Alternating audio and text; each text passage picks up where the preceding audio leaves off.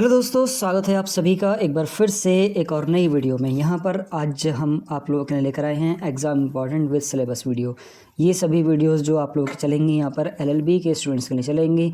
सबसे पहले हम लोग फर्स्ट सेम की बात करेंगे, उसके बाद सेकंड थर्ड सेमेस्टर की बात करेंगे, उसके बाद यहाँ पर फिफ्थ सेमेस्टर के स्टूडेंट्स के लिए इंपॉर्टेंट क्वेश्चन की वीडियो यहाँ पर चलने वाली हैं। सबसे पहले फर्स्ट सेम की यहाँ पर शुरू करने वाले हैं। फर्स्ट सेम के जो स्टूडेंट्स हैं इस बार वो थोड़ा ध्यान रखें कि आप लोगों का एग्ज़ाम पैटर्न जो है वो भी चेंज हो चुका है। जो पहला आप लोगों के पास एग्ज़ाम पैटर्न है वो 90-10 का था, यानी कि 90 नंबर की आप लोगों की थ्योरी आती थी और 10 नंबर का आपका असाइनमेंट सबमिट होता था। तो टोटल आप लोगों के 100 नंबर होते थे और उन 100 नंबर में से आप लोगों को 36 नंबर लाने थे पास होने के लिए। टोटल आप लोगों का आना था 48%। ठीक है, टोटल यानी कि सारे सब्जेक्ट मिला के आपका इतना स्कोर आना चाहिए था। लेकिन अब जो यहाँ पर 2024-25 में इंट्रोड्यूस हुआ है वो एक नया सिलेबस इंट्रोड्यूस हो गया है। उसके साथ ही आप लोगों का नया एग्ज़ाम पैटर्न भी इंट्रोड्यूस हुआ है। ठीक है, तो यहाँ पर सारे एग्ज़ाम इंपॉर्टेंट जो भी आप लोगों को मिलने वाले हैं वो new syllabus new exam pattern के अकॉर्डिंग मिलेंगे। सबसे पहले हम यहाँ पर आप लोगों की बात कर लेते हैं एग्ज़ाम पैटर्न की। आप लोगों का जो एग्ज़ाम पैटर्न है वो कुछ इस टाइप से है कि आपका जो एग्ज़ाम होगा वो 70 नंबर की थ्योरी का होगा और 30 नंबर का आप लोगों का असाइनमेंट सबमिट होगा। ठीक है, उसमें कुल मिला के आप लोगों के 100 नंबर आएंगे।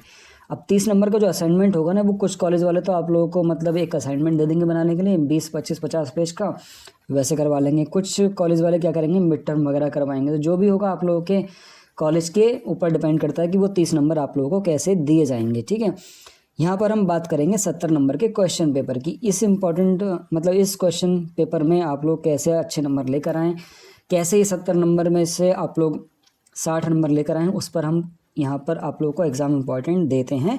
और जिसमें से हमारे 100% तो नहीं आते हैं लेकिन 80 to 90% क्वेश्चन ईजिली आ जाते हैं। तो 70 नंबर जो आप लोगों के आएंगे उसमें जो आपका क्वेश्चन पेपर सेट होता है वो कुछ इस तरीके से सेट होगा कि 5 आप लोगों के लॉन्ग क्वेश्चन आते हैं। ठीक है, उसके बाद 3 जो आएंगे आप लोगों के वेरी लॉन्ग क्वेश्चन आते हैं। ठीक है, और उसके बाद जो आप लोगों के 5 क्वेश्चन आएंगे वो आएंगे आप लोगों के शॉर्ट वाले। ठीक, तो यहाँ पर आप लोग जो टोटल क्वेश्चन आएंगे वो आएंगे आपके 5 5 10 और 3 13 क्वेश्चन आप लोगों को मिलने वाले हैं। ठीक, सबसे जो बड़ा पार्ट और सबसे ज़्यादा जो मतलब हार्ड वर्किंग पार्ट रहता है वही रहता है वेरी लॉन्ग क्वेश्चन का, क्योंकि यहाँ पर जो आप लोगों को क्वेश्चन लिखना होता है वो कम से कम 3 से 4 पेज में लिखना होता है वेरी लॉन्ग वाला। ठीक है, तभी आप लोग इसमें अच्छे नंबर ला पाते हैं। तो इसी को फोकस करते हुए हम यहाँ पर एग्ज़ाम इंपॉर्टेंट लेकर आए हैं। बाकी के लिए आप लोगों के शॉर्ट क्वेश्चन है, लॉन्ग क्वेश्चन है, इसके लिए भी मैं बीच बीच में आप लोगों को बताता रहूँगा कि किस टॉपिक से शॉर्ट क्वेश्चन बनते हैं, किस टॉपिक से आप लोगों के लॉन्ग क्वेश्चन बनेंगे। ठीक है, वेरी लॉन्ग क्वेश्चन तो यहाँ पर सारी मैं आप लोगों को बताने ही वाला हूँ। एक चीज़ और आप याद रखें कि यहाँ पर आप लोगों को टॉपिक बताए जाएंगे। ठीक है, ये नहीं कि मैं आप लोगों को ये बता दूं कि हाँ ये वाला क्वेश्चन आने वाला है, जैसे आप लोग हाई स्कूल इंटर या बीए बीएससी में करते आ रहे हैं वैसा यहाँ पर आप लोगों को नहीं मिलने वाला है। क्योंकि हर बार क्या होता है कि जो इस बार आपका क्वेश्चन पूछा गया है उसी क्वेश्चन को अगली बार एक दूसरी लैंग्वेज में पूछ लिया जाएगा। ठीक है, एक दूसरे तरीके से पूछ लिया जाएगा, लेकिन आपका टॉपिक वही रहेगा। तो ये चीज़ आप लोगों को खुद से कवर करनी है। मैं बस यहाँ पर आप लोगों को ये बता दूंगा कि इस टॉपिक से ये क्वेश्चन आ सकता है। ठीक है, सबसे पहले हम बात करेंगे आप लोगों के सिलेबस की। तो यहाँ पर जो सिलेबस दिया हुआ है वो कुछ यहाँ दिया हुआ है, हिंदी और इंग्लिश दोनों में मैंने यहाँ पर डिफ़ाइन किया हुआ है।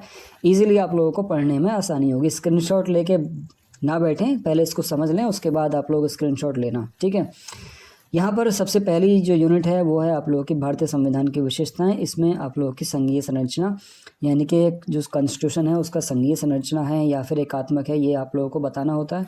सरकार का स्वरूप कैसा होता है, भारतीय संविधान की प्रस्तावना, बुनियादी विशेषताएं और नागरिकता से संबंधित प्रावधान, ये आपके फर्स्ट यूनिट में आ जाते हैं। नागरिकता से संबंधित प्रावधान जो है आर्टिकल 5 to 11 में है और ये इंपॉर्टेंट नहीं है, ये कम से कम ही आता है। ठीक है, उसके बाद जो दूसरी यूनिट है आप लोगों की वो है संघीय संसद। यहाँ पर संघीय संसद, उसके बाद संघ कार्यपालिका, प्रधानमंत्री और मंत्रिमंडल, संघीय न्यायपालिका। ठीक है, सर्वोच्च न्यायालय, संरचना, शक्ति और अधिकार क्षेत्र, ये जो पोर्शल है ये ज़्यादा इंपॉर्टेंट है। ठीक है, उसके बाद यहाँ पर जो संघीय संसद है ये भी ज़्यादा इंपॉर्टेंट है। अगर आप लोग सिलेबस से पढ़ना चाह रहे हैं तो ये उसके लिए बता रहा हूँ। आगे मैं यहाँ पर आप लोगों को एग्ज़ाम के क्वेश्चन किस टॉपिक से ज़्यादा पूछे जाते हैं वो भी मैं आप लोगों को बताऊंगा। ठीक है, तो ये सिर्फ सिलेबस है, मैं सिलेबस को ही यहाँ पर बता रहा हूँ आप लोगों को। इकाई में अगर इकाई थर्ड में अगर आप लोग देखें यानी यूनिट थर्ड में, तो संघ और राज्यों के बीच की विधायी शक्तियाँ का वितरण, ठीक है, शक्तियों का क्षेत्रीय और सामयिक वितरण, राज्य के मामलों में कानून बनाने की शक्ति, ठीक है। यहाँ पर कुछ थ्योरीज दी हुई हैं जिनको डॉक्ट्राइन बोलते हैं ये लोग, सिद्धांत भी बोलते हैं इन्हें। वो है क्षेत्रीय संबंध, क्षेत्रीयता का संबंध, ठीक है, सार और तत्व का सिद्धांत, ये सार और तत्व का सिद्धांत है, ठीक है, ये सार और तत्व का सिद्धांत है। इसको इंग्लिश में बोलते हैं doctrine of pith and substance, ठीक।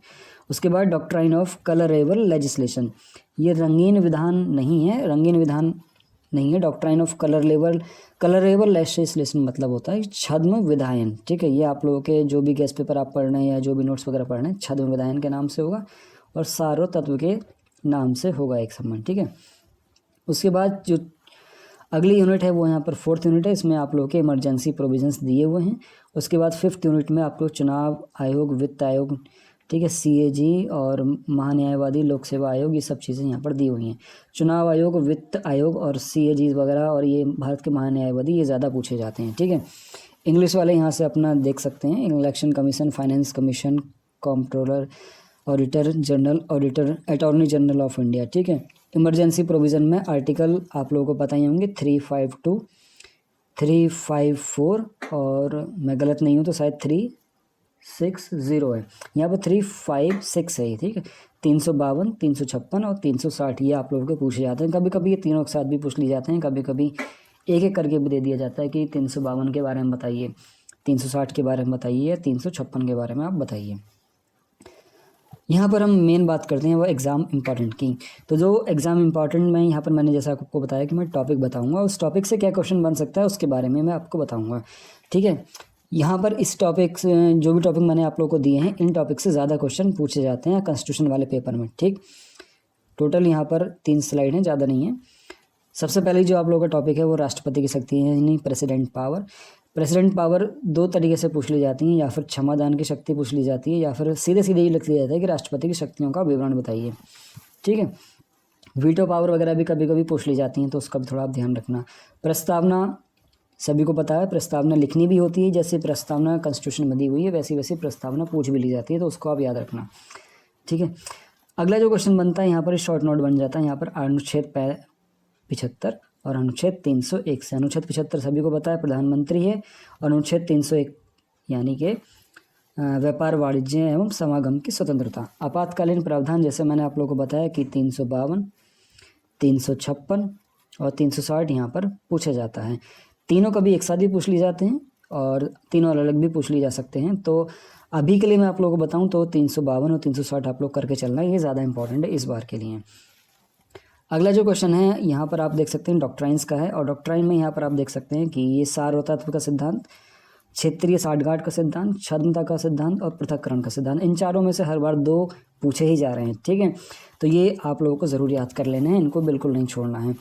उसके बाद वित्त आयोग, और मैंने जैसे कि इस वीडियो के फर्स्ट पार्ट में बताया कि संविधान का स्वरूप कैसा है ये हमें बताना होता है, तो ये कभी कभी अनिवार्य क्वेश्चन के रूप में भी पूछ लिया जाता है। वैसे अब तो अनिवार्य क्वेश्चन हट गया है, तो ये आप लोगों के लिए अच्छी बात है, लेकिन फिर भी इस क्वेश्चन को आप लोग ज़रूर करना कि संविधान का एक कैसा स्वरूप है, एकात्मक स्वरूप है या संघीय स्वरूप है, ये आप लोग को जो भी क्वेश्चन मिल जाए ज़रूर याद करना है इसके बाद, ठीक है। उसके बाद वित्त आयोग में से यानी कि आप लोगों को फाइनेंस कमीशन वाला जो क्वेश्चन है वो भी आप लोगों को पढ़ना ही पढ़ना है। And the last one slide जो है वो उसमें ज़्यादा क्वेश्चन नहीं है, यहाँ पर दिया हुआ है संविधान की विशेषताएं बतानी है हमें, और न्यायिक समीक्षा क्या होती है वो हमें यहाँ पर बतानी है, ठीक है। तो ये जो मैंने 3 स्लाइड मैंने आप लोगों को दिखाई जिसमें एग्ज़ाम इम्पॉर्टेंट यहाँ पर लिखा हुआ है, जैसे यहाँ से इन तीनों में से आप लोगों को जो भी क्वेश्चन आप लोगों को मिल रहे हैं उनको ज़रूर याद कर लें, ठीक है। जितने भी क्वेश्चन मिले उतने ज़्यादा से ज़्यादा अच्छे से याद करें, और ये मोस्ट इंपॉर्टेंट है। आप लोग आई नो दैट कि यूनिक वगैरह पढ़ रहे होगे और यूनिक को ज़्यादा इंपॉर्टेंस दे रहे हो कि उसमें जो लिखा है वो 101% आएगा, ऐसा नहीं है। उसमें से 101% नहीं आता है, क्योंकि वो MJPR यूनिवर्सिटी के लिए नहीं छपते हैं, वो मेरठ यूनिवर्सिटी के लिए छपते हैं, ठीक है, CCSU के लिए छपते हैं वो। उसका जो पूरा एग्ज़ाम पैटर्न है वो भी उसी तरीके से दिया हुआ है जैसा CCSU में पूछा जाता है। तो कोशिश करें कि वहाँ से आंसर निकाल के जो मैंने आप लोगों को ये क्वेश्चंस बताएं इन लोगों को ज़रूर सॉल्व करें। 101% इन क्वेश्चंस में से ज़रूर पूछा जाने वाला है। सिलेबस जिनको चाहिए होता है, सिलेबस मैंने यहाँ से आप लोगों को डिफाइन कर दिया है, तो ये सब आप लोग देख सकते हैं, ठीक है। ये यूनिट 1 है, यूनिट 2 है, यहाँ पर यूनिट 3 दी हुई है, यूनिट 4 एंड यूनिट 5 दी हुई है। उसके बाद एग्ज़ाम इंपॉर्टेंट, ठीक है।